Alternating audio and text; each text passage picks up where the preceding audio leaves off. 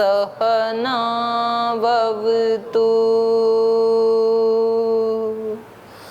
सहनौ भुनक्तु सह वीर्यं करवावहै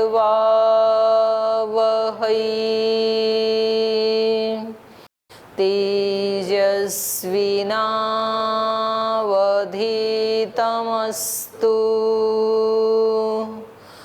मा विद्विषावहै। ॐ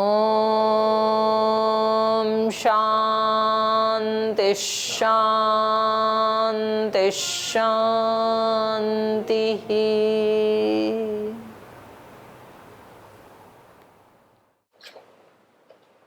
अवयव के बारे में पढ़ा था। अवयव क्या है? एक वाक्य समूह है और उसके 5 अंग हैं, तो अन्वर्थ संज्ञा है ये। प्रतिज्ञा, हेतु, दृष्टांत, उपनय, निगमन। तो इसमें 4 जो प्रमाण हैं वो इसके 4 अवयवों में आ जाते हैं। प्रतिज्ञा क्या है? शब्द प्रमाण। हेतु अनुमान प्रमाण। दृष्टांत प्रत्यक्ष प्रमाण। उपनय उपमान प्रमाण। और निगमन में ये सारे एकत्रित हो जाते हैं। तो कह रहे हैं सो अयम परमो न्याय। ये जो पंचावयव से जब हम अपनी बात को सिद्ध कर देते हैं तो इसको क्या कहा? परम न्याय। ये अकाट्य है। एतेन वाद जल्प वितंडा प्रवर्तन्ते न अतो अन्यथा इति। पंचावयव से ही वाद जल्प वितंडा की प्रवृत्ति होती है। पंचावयव ना हो तो ना किसी का कोई पक्ष है, तो फिर वाद चलेगा कैसे? वाद की शुरुआत कहाँ से होती है? एक व्यक्ति का अपना पक्ष है, दूसरे का प्रतिपक्ष है, अब वाद चलेगा। और उन दो को ही, पक्ष और प्रतिपक्ष को लेकर के ही, जब अपने पक्ष को जिताने की इच्छा होती है और दूसरे के पक्ष को पराजित करने की इच्छा होती है, तब जल्प उत्पन्न होता है। और उसी में अपने पक्ष कोई है नहीं और दूसरे को केवल काटना है, ऐसी जो स्थिति होती है उसको वितंडा कहते हैं। तो कहते हैं इसी से ही एतेन वाद जल्प वितंडाः प्रवर्तन्ते न अतो अन्यथा। पंचावयव के बिना ये उत्पन्न ही नहीं होंगे तीनों। तदाश्रयाच तत्व व्यवस्था। तत्व ज्ञान क्या है? सबका अपना अपना मत है, अपना अपना पक्ष है, तो उसमें सत्य क्या है? तो इसकी व्यवस्था कौन करेगा? पंचावयव का सिद्धांत करेगा। क्योंकि इतने गुरु कहाँ से लाएं जो ये बताएं भाई इसका सच है, इसका सच नहीं है। और क्या पता गुरुजी भी पक्ष ले लें अपने वाले शिष्यों का। तो ये पंचावयव जो है ये क्या कर देगा? ये सत्य को सत्य, असत्य को असत्य, ऐसा कर देगा। तदाश्रयाच तत्व व्यवस्था तेच एते अवयवाः शब्द विशेषाः सन्तः प्रमेय अंतर्भूता एवं अर्थम पृथक उच्यन्ते इति। तो कह रहे हैं यद्यपि ये अवयव भी क्या हैं? शब्द विशेष हैं। शब्द विशेषा संतः, शब्द विशेष होते हुए ये भी प्रमेय के अंतर्गत ही आ जाते। तो इनको अलग से सूत्र में पढ़ने की आवश्यकता नहीं थी, लेकिन अलग से क्यों पढ़ा? क्योंकि इनके बिना वाद जल्प वितंडा प्रवृत्त ही नहीं होंगे। एवं अर्थम पृथक उच्यन्ते इति, इसलिए इनको अलग से कहा है। तो अवयव के बाद अगला शब्द क्या है? तर्क। तर्क न प्रमाण संगृहीतो न प्रमाणांतरम प्रमाणानाम अनुग्राहकः तत्वज्ञानाय कल्पते। तर्क जो है ये न तो प्रमाण में संग्रहित होगा। प्रमाण कितने हैं? 4। न्याय में 4। तो ये ना प्रत्यक्ष है, ना अनुमान है, ना उपमान है और न आगम है। तो ये ना तो प्रमाण के अंतर्गत आएगा। तर्को न प्रमाण संगृहीतो न प्रमाणांतरम, और ना ये अपने आप में अलग कोई प्रमाण है। उन 4 के अतिरिक्त भी ये 5वां प्रमाण भी नहीं है। न प्रमाणांतरम, न दूसरा कोई प्रमाण है, बल्कि क्या है? प्रमाणानाम अनुग्राहक। ये प्रमाणों का अनुग्राहक है, उन पर अनुग्रह करने वाला है, उनकी हेल्प करने वाला है प्रमाणों की। सहायक है ये उनका। प्रमाणानाम अनुग्राहक, अनुग्राहक माने सहायक है।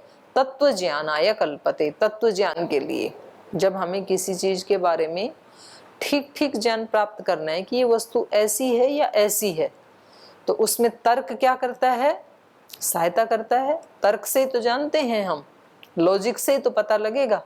तो लॉजिक अपने आप में प्रमाण नहीं है, अपने आप में ये सत्य को नहीं खोज सकता है। सत्य को खोजने के लिए तो प्रमाण की ही आवश्यकता है, लेकिन ये प्रमाण का सहायक जरूर होता है।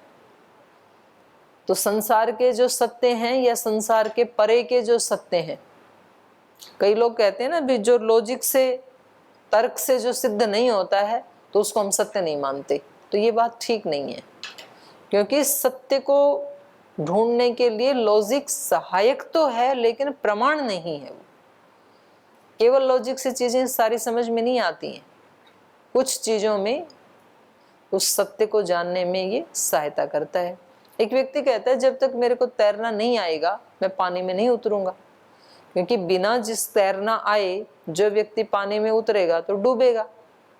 तो लॉजिक कितना अच्छा है ना, बिल्कुल तर्क तो बिल्कुल ठीक है कि जिसको तैरना नहीं आता है वो पानी में ना उतरे, नहीं तो डूबेगा।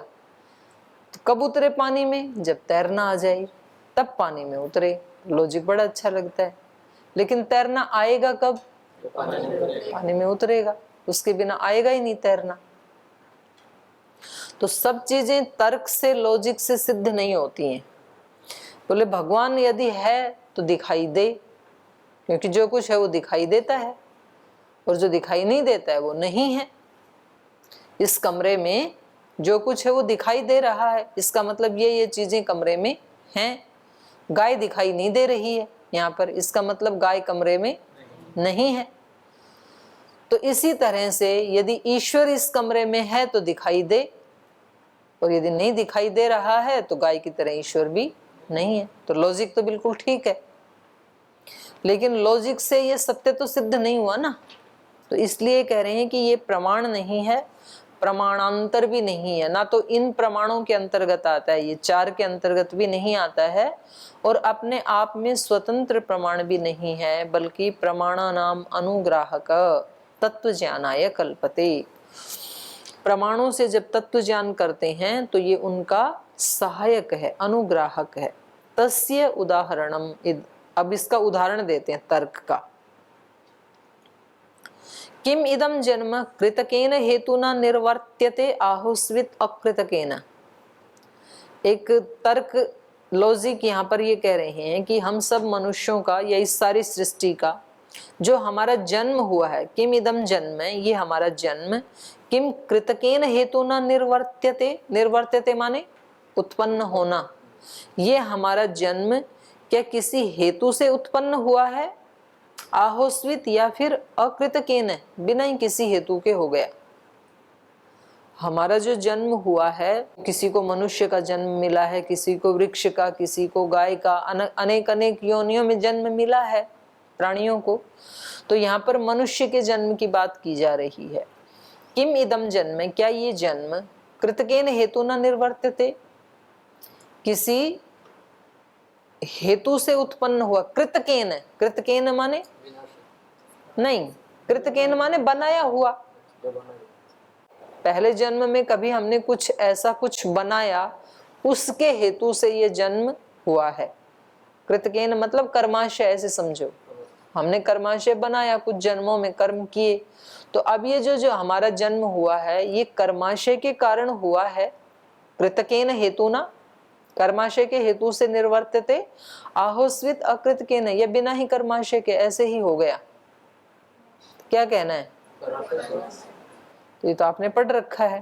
तो इन्होंने तो ये पूछा, तर्क दिया, एक बात पूछी, फिर अगला अथ आकस्मिकम इति, ऐसा तो नहीं है अचानक ऐसे ही हो गया। कुछ लोग तो ऐसे भी मानते हैं ना कि कोई कर्माशय की आवश्यकता नहीं है, कुछ भी साथ नहीं, जैसे ही शरीर का अंत सब यही अंत हो जाता है। तो ये पैदा कैसे हुआ ये सारी सृष्टि, और हम सब कैसे हुए? बोले ऐसे ही हो गए, आकस्मिक, बिना ही किसी हेतु के। तो कह रहे हैं एवं अविज्ञाते अर्थे कारणोपपत्त्या ऊह प्रवर्तते। तो इस प्रकार से ये क्या है, हमारे लिए अविज्ञात अर्थ है। ये तो हमें हमारे गुरुजनों ने बता दिया कि भाई आपने पिछले जन्मों में कुछ कुछ ऐसे ऐसे कर्म किए थे तो उससे आपको जाति आयु भोग मिले, ये तो हमें समझा दिया, योग दर्शन पढ़ा दिया। पर जिनको ये नहीं पढ़ाया उनके लिए अविज्ञात है, हमारे लिए भी अविज्ञात है, हमें अपनी अनुभूति तो है नहीं। तो कह रहे हैं एवं अविज्ञाते अर्थे, इस प्रकार से जिस अर्थ को जिसके बारे में हम नहीं जानते हैं, ऐसे परिस्थिति में, ऐसे विषय में कारणोपपत्त्या, कारण की उपपत्ति होने से, कारण की प्राप्ति होने से, ऊह प्रवर्तते, तर्क की प्रवृत्ति होती है। किसी ने बताया नहीं भाई बिना कारण के कार्य नहीं होता है, तो जब कारण की उपपत्ति हुई तो यहाँ पर ऊह प्रवर्तते, ऊह मतलब तर्क, तर्क प्रवृत्त होता है। तर्क क्या कहता है? यदि कृतकेन हेतुना निर्वर्त्यते हेतु उच्छेदात उपपन्नो अयम जन्मोच्छेद। कह रहे हैं यदि किसी कृतकेन हेतुना निर्वर्त्यते, किसी किए हुए, किसी कर्माशय आदि के द्वारा, किसी हेतु से, किसी कारण से यदि ये उत्पन्न हुआ है, निर्वर्त्यते, तो हेतु उच्छेदात, तो उस हेतु का उच्छेद कर दो, उसको हटा दो, तो उपपन्नो अयम जन्मोच्छेद, ये जन्म का भी उच्छेद हो जाएगा। कारण के उच्छेद से कार्य का उच्छेद हो जाता है। तो ये लॉजिक है कि यदि ये किसी कारण से उत्पन्न हुआ है तो उस कारण का नाश कर दो, इसका भी, जन्म का भी नाश हो जाएगा। अथ आकस्मिकम, और यदि ये आकस्मिक ही उत्पन्न हो गया, अच्छा, अथ अकृतकेन हेतुना, और ये बिना ही किसी किए हुए हेतु के ऐसे उत्पन्न हो गया, तत तो हेतुच्छेदस्य अशक्यत्वात् अनुपपन्नो जन्मोच्छेदः। अगर ये बिना किसी कृतक के, बिना किसी कर्माशय आदि के हेतु से ही यदि ये जन्म हो गया तो ततो हेतु उच्छेदस्य अशक्यत्वात्, तो फिर उस हेतु का उच्छेद तो कर नहीं सकते क्योंकि कुछ है ही नहीं ना। तो सुनने से होगा, शून्य मत बन जाएगा। जो ये कह रहे हैं एक लॉजिक है, एक तर्क है, इनकी बात शब्द को समझ लो बस। अगर ये बिना ही किसी अकृतकेन, एक तो कृतकेन हो गया, कुछ तो किया था, और एक अकृतकेन, कुछ भी किया नहीं हमने। अकृतकेन हेतु ना, हेतु तो है लेकिन वो हेतु क्या है? अकृतक। शब्दों को समझ लो, केवल लॉजिक है यहाँ पे। अकृतक हेतु ना, यदि अकृतक हेतु से ये उत्पन्न हुआ है तो हेतु उच्छेदस्य अशक्यत्वात्, अकृतक का कैसे उच्छेद करेंगे? सही नहीं तो कैसे हो सकता? वो ही कह रहे हैं अनुपपन्नो जन्मोच्छेद, तो फिर जन्म का भी उच्छेद नहीं होगा। ये दूसरा पक्ष है। अब तीसरा, अथ आकस्मिकम, तीन पक्ष है ना, लॉजिक तीन वो लेके आया है। ये जो हमारा जन्म हुआ ये कृतकेन हेतुना, अकृतकेन हेतुना, आकस्मिक। तो कह रहे हैं अथ आकस्मिकम, अत अकस्मात निर्वर्त्यमानम न पुनः निर्वर्त्यति इति। कह रहे हैं अगर ये अचानक ऐसे ही उत्पन्न हो गया तो फिर न पुनः निर्वर्त्यति इति, ये अचानक ही कभी निवृत्त होगा, हमारे करने से तो निवृत्त भी नहीं होगा ये जन्म, क्योंकि निवृत्ति कारणम नोपपद्यते, क्योंकि निवृत्ति का कोई कारण ही उपपन्न नहीं है। जो चीज अचानक हुई है तो अचानक कभी खत्म भी हो जाएगी। तेन जन्म अनुच्छेद इति, जब कोई निवृत्ति का कारण ही नहीं है जिससे कि इस जन्म का अनुच्छेद हो, उच्छेद हो, तो इसलिए जन्म क्या रहा? अनुच्छेद ही रहेगा। तो इस प्रकार से ये तीन विचार, तीन लॉजिक आए। एतस्मिन् तर्क विषये कर्म निमित्तं जन्म इति प्रमाणानि प्रवर्तमानानि तर्केण अनुगृह्यन्ते। तो जब इस तरह की स्थिति हुई तो फिर यहाँ पर तर्क सहायता करेगा। एतस्मिन् तर्क विषय, ये जो तर्क का विषय था, इस विषय में कर्म निमित्तम जन्म इति, पहला जो था ये जन्म क्या है? कृतकेन हेतुना, कर्म निमित्त, कर्म निमित्तम जन्म इति प्रमाणानि प्रवर्तमानानि। अब इसमें प्रमाण प्रवृत्त होगा। तर्क का विषय तो तीनों उसने रख दिए, भाई यदि ये सृष्टि ऐसे बनी तो ऐसे नष्ट हो सकती है, ऐसे बनी तो ऐसे नष्ट हो सकती है, ऐसे बनी तो ऐसे नष्ट हो सकती है। 3 हेतु दिए। हमारा ये जो जन्म किसी कृतक के हेतु से हुआ तो उस कृतक हेतु को उच्छेद कर दो तो जन्म भी नष्ट हो जाएगा, उच्छेद हो जाएगा। अकृतक हेतु से हुआ तो तब तो उसको उच्छेद कर नहीं सकते हैं। और यदि अचानक हुआ तो अचानक कभी समाप्त भी हो जाएगा। तो अब सत्य नहीं जानते हम क्या है, तो सत्य कौन बताएगा? प्रमाण बताएगा करके। एतस्मिन् तर्क विषय, इस प्रकार का जो तर्क विषय होता है उसमें कर्म निमित्तम जन्म, प्रमाण बता दिए किसी ने कि जन्म कैसे हुआ, कर्मों के निमित्त से हुआ, कर्माशय के निमित्त से हुआ। क्योंकि वहां कृतकेन हेतु ना वहां पर स्पष्ट नहीं था किस हेतु से हुआ। कृतकेन का अर्थ होता है किया हुआ, कुछ तो किया था, क्या किया था ये नहीं है स्पष्ट। अब प्रमाण ने आकर के क्या बताया, कर्म निमित्तम जन्म, ये जन्म हमारे कर्मों के निमित्त से हुआ है। इति प्रमाणानि प्रवर्तमानानि, तो इस प्रकार से प्रमाण प्रवृत्त होते हैं। तर्केण अनुगृह्यन्ते, और फिर तर्क उससे अनुग्रह करता है, उसकी सहायता करता है, माने वो सहायता किए जाते हैं। प्रमाण प्रवृत्त होते हैं। जब कहीं तर्क का विषय होता है तो वहां प्रमाण की प्रवृत्ति होती है और ये तर्क फिर उसकी सहायता करते हैं। तर्केण अनुगृह्यन्ते प्रमाणानि प्रवर्तमानानि प्रमाणानि तर्केण अनुगृह्यन्ते, प्रवृत्त हुए हुए जो प्रमाण हैं वो तर्क के द्वारा सहायता किए जाते हैं। तत्व ज्ञान विषयस्य विभागात् तत्व ज्ञानाय कल्पते तर्क इति। तत्व ज्ञान विषयस्य विभागात्, तत्व ज्ञान का जो विषय है उसका विभाग होने से। तत्व ज्ञान का विषय क्या है? कोई भी विषय हो सकता है, जितने भी प्रमेय हैं उसका हमें तत्व ज्ञान करना है। तो वो जो तत्व ज्ञान का विषय है उसका विभाग होने से, विभाग कितने हैं? 5, प्रतिज्ञा हेतु दृष्टांत उपनय निगमन। तो कह रहे हैं तत्व ज्ञान विषयस्य विभागात्, उस तत्व ज्ञान के विषय का विभाग होने से तत्व ज्ञानाय कल्पते तर्क, तत्व ज्ञान कराने के लिए तर्क की आवश्यकता होती है, प्रमाणों की सहायता करता है ये तर्क। सो अयम इत्थम भूतः तर्कः, तो इस प्रकार का होता है ये तर्क। प्रमाण सहितो वादे साधनाय उपलम्भाय च अर्थस्य भवति, तो ये प्रमाण के सहित, प्रमाण सहित माने प्रमाण के साथ, अकेला तत्व ज्ञान नहीं कराएगा, प्रमाण के साथ आएगा। प्रमाण सहितो वादे, वाद में, साधनाय उपलम्भाय च, अपने पक्ष का साधन के लिए और दूसरे के पक्ष का खंडन करने के लिए। तर्क से प्रमाण के साथ अपने पक्ष को सिद्ध किया जाता है और प्रमाण के साथ तर्क की सहायता से ही दूसरे के पक्ष का खंडन किया जाता है। अर्थस्य भवति, प्रमाण सहितो वादे साधनाय उपलम्बाय च अर्थस्य भवति इति एवं अर्थम पृथक उच्यते।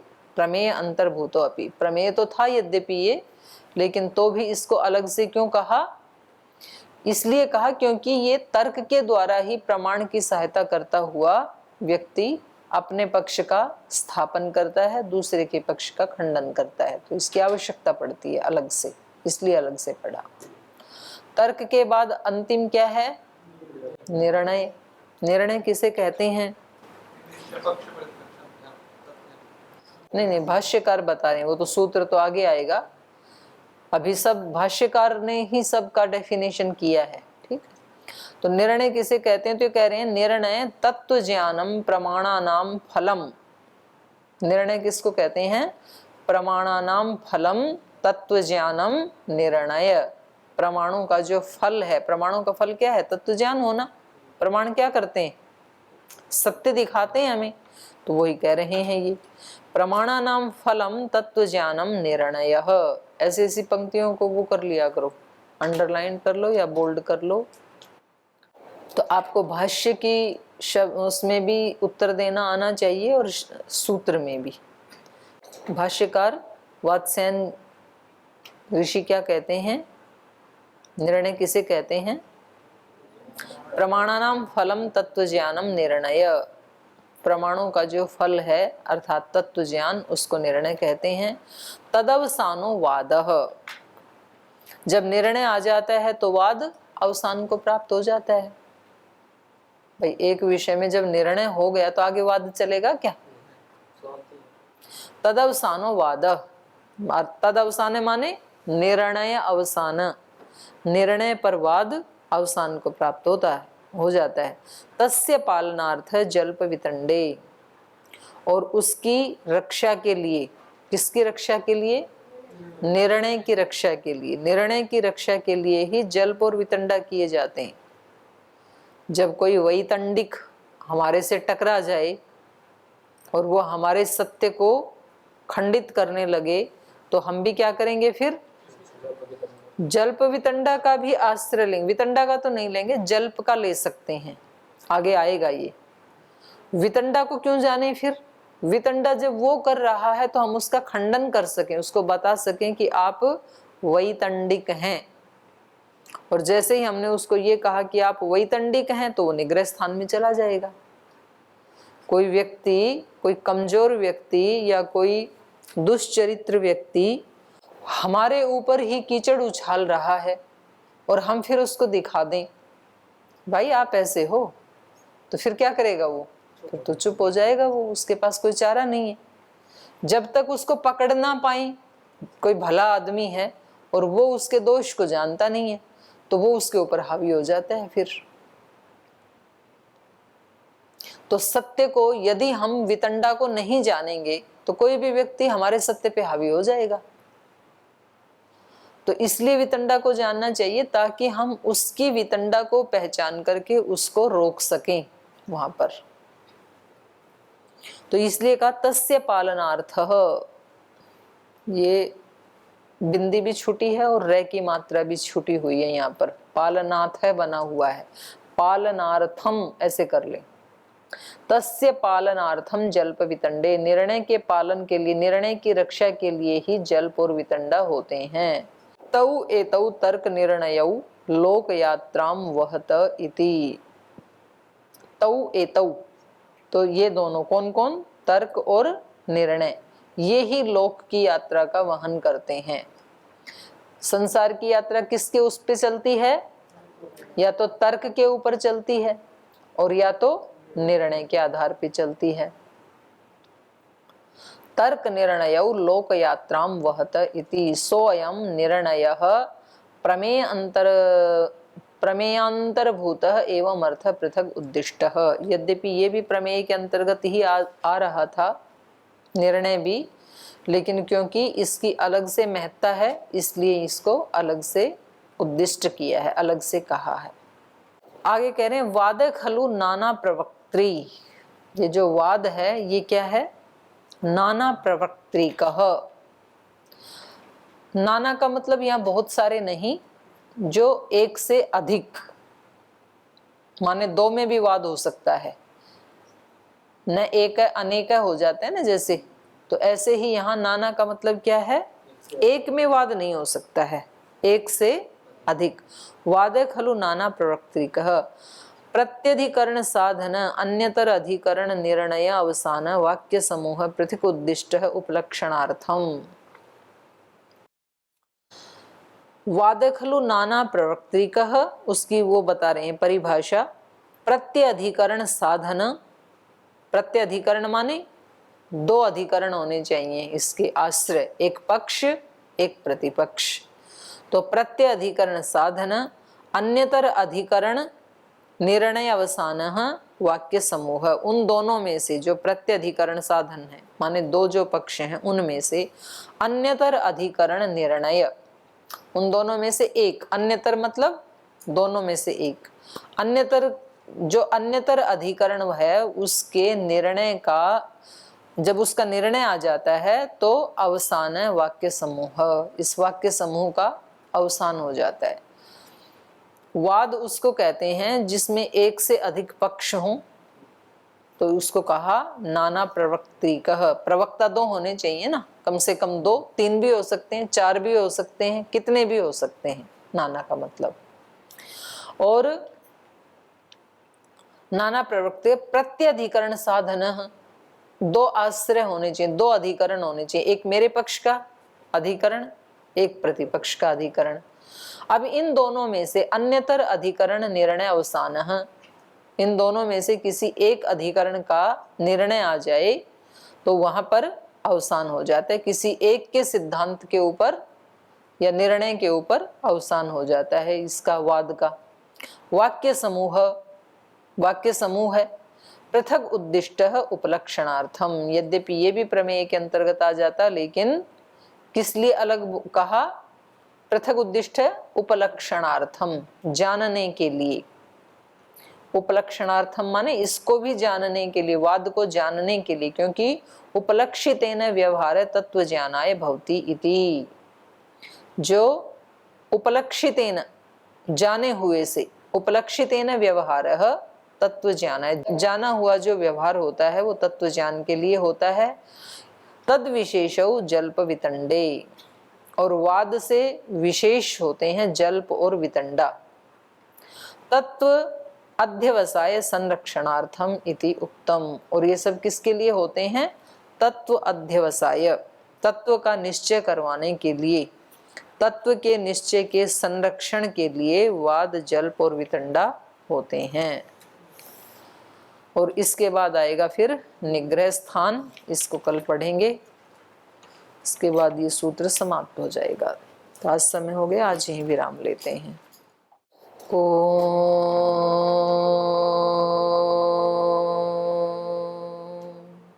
शांति शांति शांति। श्री गुरुभ्यो नमः।